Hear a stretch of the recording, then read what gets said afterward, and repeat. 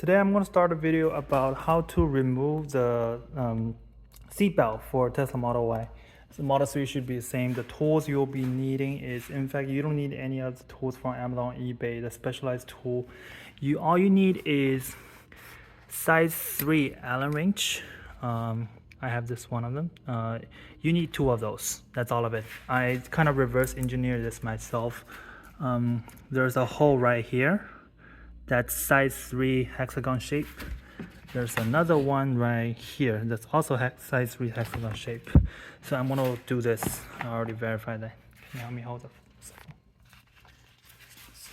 This is all you need. Put on the gloves. Before you do this, move the seat all the way forward and upward as much as you can to create more space here for operation. Number 1 is you put your Allen wrench number 1 inside this hole right here, and you would be able to hear it click.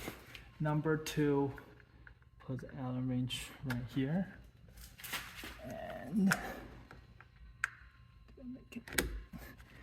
just click it down. Here you go. Take it off. You don't need any specialized tool. Just 2 of these babies, and you should be good to go.